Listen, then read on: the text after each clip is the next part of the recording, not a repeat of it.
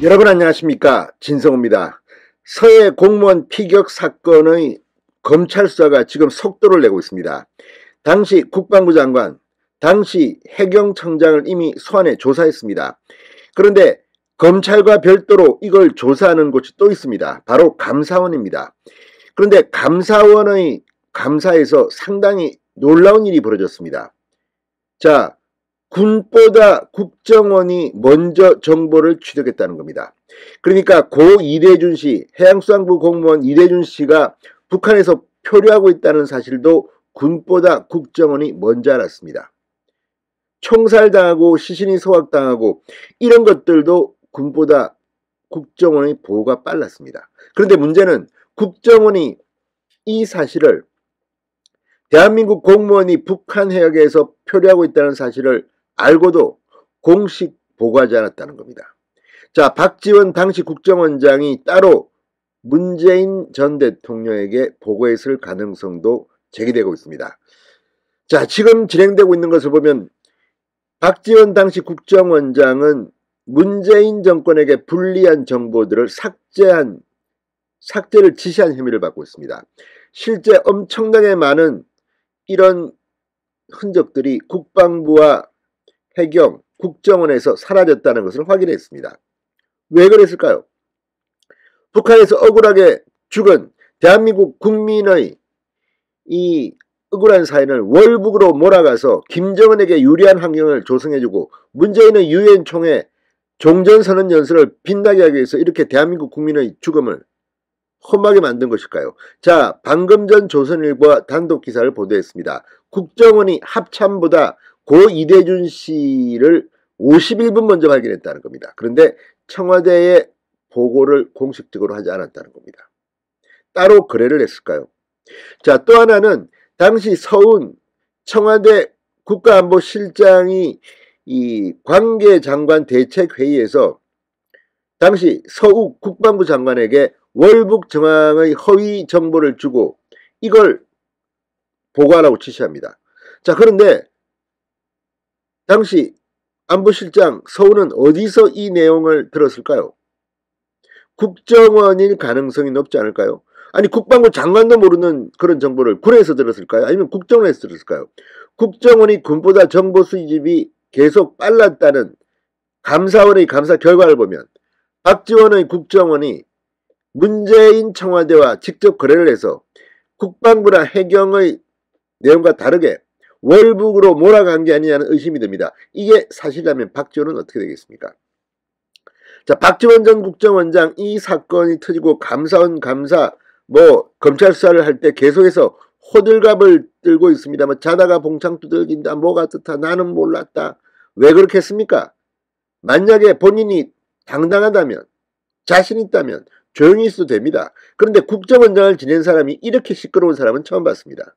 대한민국에 그런 경우는 없었습니다. 왜 이렇게 박지원이 계속 윤석열 김건희 여사 품격있게 외교 잘했다 이렇게 아부를 떨다가 또 비판을 했다가 지금 박지원은 뭔가를 숨기려고 하는 것은 혹시 아닐까요?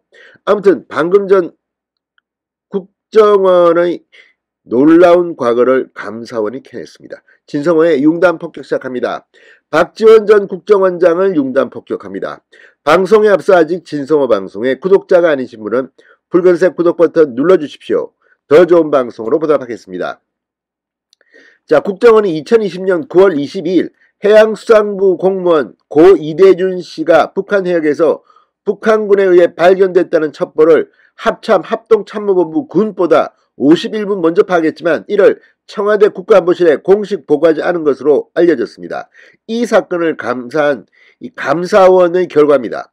자, 감사원에 따르면 청와대 안보실은 2020년 9월 22일 오후 5시 18분 국방부로부터 이 씨가 생존한 채로 북한 해역에서 발견됐다는 첫 보고를 받았습니다. 이게 공식적인 기록입니다. 합참이 이날 오후 4시 40분 이를 파악해 국방부를 통해 청와대에 보고한 겁니다. 그런데 국정원은 이날 오후 3시 49분 이대준 씨가 북한 해역에 표류 중이라는 정보를 입수했다는 게 감사원의 감사 결과입니다. 51분 먼저 입수했다는 겁니다. 이 정보를 국정원이 합참보다 먼저 이 씨가 북한 해역에 있다는 사실을 인지한 겁니다. 이거 얼마나 중요합니까? 대한민국 국민이 지금 북한 해역에 있는데 이걸 보고도 하지 않았다? 보고를 공식적으로 기록을 남기지 않고 따로 한 것은 혹시 아닌지. 왜? 그들에게는 이게 상당히 불리한 내용일 수도 있기 때문입니다. 문재인 당시 대통령이 유엔 총회에서 종전선언 연설을 하는데 이거 뭐 또 터지면 큰일 난다 이런 것 때문에 은폐 조작하려고 했을까요? 자, 감사원은 국정원이 이 사실을 청와대 안보실에 공식 보고한 정황을 찾지 못했다고 조선일보는 보도합니다. 감사원 감사팀 내에서도 이상하다는 얘기가 나왔다고 합니다. 국정원이 이 사건의 다른 사항들은 청와대 안보실에 공식 보고를 했는데 이것만 쏙 뺐다는 겁니다. 실제 국정원은 이날 오후 10시 이시가 북한군에 의해 피살돼 시신이 소각됐다는 청와대 안보실 보고를 했습니다. 그런데 국방부는 같은 내용으로 30분이 지난 뒤에야 안보실에 보고했습니다. 오후 10시 30분. 그러니까 국정원이 피살돼 시신이 소각됐다는 보고도 군보다 30분 먼저 했다는 겁니다. 자, 그런데 왜 첫 발견 보고가 누락된 걸까요? 감사원 감사팀이 이시 발견 관련 국정원의 공식 보고 기록이 없는 이유를 묻자 국정원은 잘 모르겠다. 당시 박지원 국정원장이 직접 안보실장에게 전달했을 수도 있다는 답변을 한 것으로 알려졌습니다. 감사원 주변에서는 국정원이 곧바로 보고했다면 정부의 대응도 더 빨라졌을 것이다.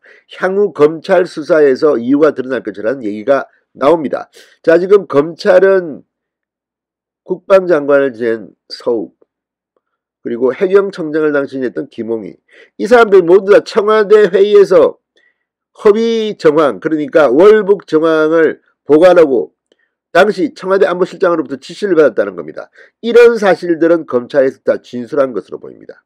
자, 지금 언론에 계속해서 나오고 있는 속보들을 보면 서욱 국방장관은 억울할지도 모릅니다. 자기는 회의 들어갔더니 말이지 청와대에서 다 짜놓고 시키고, 아니 국방부가 보고를 하고, 아니 방에 앉아있는 안보실장이 뭘 합니까? 국정원에서 주장했다면 이 정보를 알 수 있을까요? 아니면 북한에서 직접 들었습니까?